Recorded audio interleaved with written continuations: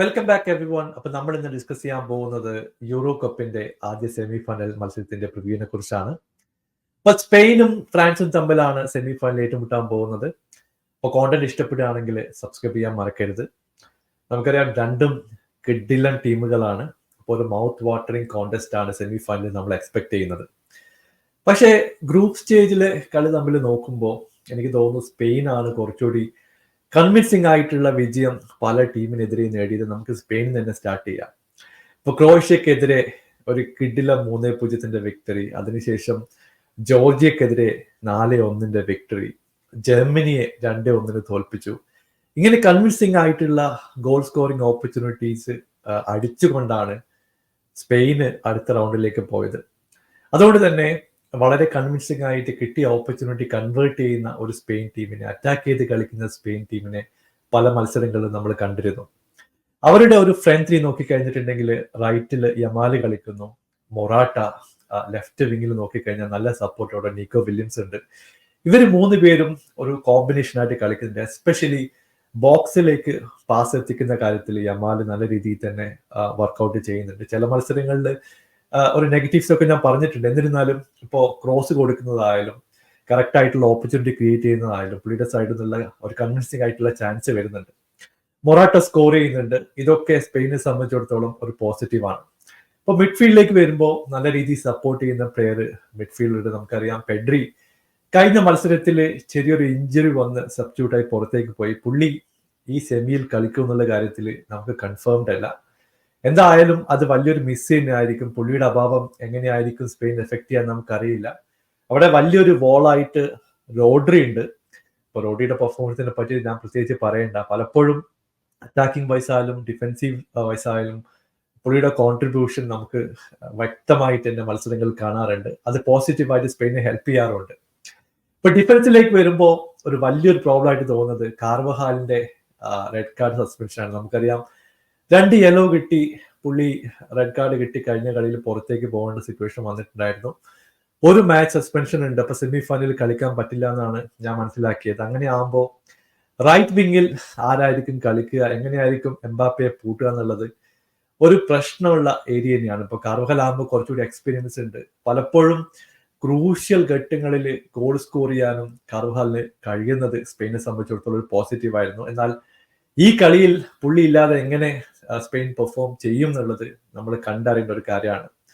ലപ്പോർട്ടെ, കുക്കുറയ കുഴപ്പമില്ലാത്ത രീതിയിൽ നോർമൻഡുമായിട്ട് കമ്പൈൻ ചെയ്ത് കളിക്കുന്നുണ്ട്. അത് അവരുടെ ഡിഫൻസ് നോക്കിയാലും കുഴപ്പമില്ലാത്ത രീതിയിൽ മുമ്പോട്ട് പോകുന്നു. അത് സ്പെയിന് ഗുണം ചെയ്യുന്നതാണ് എനിക്ക് തോന്നുന്നത്. ഓവറോൾ നോക്കി കഴിഞ്ഞിട്ടുണ്ടെങ്കിൽ എനിക്കൊരു ഫേവറേറ്റ്സ് ആയിട്ട് തോന്നുന്നത് സ്പെയിൻ തന്നെയാണ്. കാരണം ഗോൾ സ്കോർ ചെയ്യുന്നുണ്ട്, കുഴപ്പമില്ലാത്ത ഡിഫൻസ് ഉണ്ട്, മിഡ്ഫീൽഡിൽ റോഡിയോ പോലുള്ള പ്ലേയേഴ്സ് ഉണ്ട്. അതുകൊണ്ട് അവർക്ക് പെർഫോം ചെയ്ത് ചാൻസുകൾ കൺവേർട്ട് ചെയ്യാൻ പറ്റുന്നതാണ് ഞാൻ വിചാരിക്കുന്നത്. നമുക്ക് ഫ്രാൻസിലേക്ക് വരണം. ഗ്രൂപ്പ് സ്റ്റേജിൽ അവരുടെ പെർഫോമൻസ് നമ്മൾ കണ്ടതാണ്. അത്ര കൺവിൻസിംഗ് ആയിട്ടുള്ള പെർഫോമൻസ് ഒന്നും ഫ്രാൻസിന്റെ സൈഡിൽ നിന്ന് വന്നില്ല. എസ്പെഷ്യലി 67 ഓപ്പർച്യൂണിറ്റികൾ ക്രിയേറ്റ് ചെയ്തപ്പോൾ അവൻ ആകെ സ്കോർ ചെയ്തത് 3 ഗോളാണ്. അതായത് ലെസ് ദൻ 5% കൺവേർഷൻ റേറ്റ് മാത്രമേ ഫ്രാൻസിനുള്ളൂ. ഇപ്പൊ എംബാപ്പെ ആയാലും മറ്റു പ്ലേയേഴ്സ് ആയാലും കിട്ടിയ ചാൻസുകൾ കൺവേർട്ട് ചെയ്യുന്നില്ല എന്നുള്ളത് ഒരു പ്രശ്നം തന്നെയാണ്. ഇപ്പൊ ഗ്രൂപ്പ് സ്റ്റേജിൽ നോക്കി കഴിഞ്ഞിട്ടുണ്ടെങ്കിൽ പോളണ്ടിനെതിരെ 1-1 സമനില, നെതർലൻഡ്സിനെതിരെ 0-0 സമനില, പിന്നെ ഓസ്ട്രിയക്കെതിരെ 1-0 വിജയം. ഇങ്ങനെ വളരെ നാരോ മാർജിനിലാണ് അവർ വിജയിച്ചത്. പിന്നീട് ബെൽജിയത്തിനെതിരെ 1-0 ഒരു വിജയം, അതും ഒരു ഓൺ ഗോളിലൂടെ വിജയിക്കുക എന്നൊക്കെ പറഞ്ഞു കഴിഞ്ഞിട്ടുണ്ടെങ്കിൽ ഫ്രാൻസിനെ സംബന്ധിച്ചിടത്തോളം അത്ര പോസിറ്റീവായിട്ടുള്ള ന്യൂസ് അല്ല.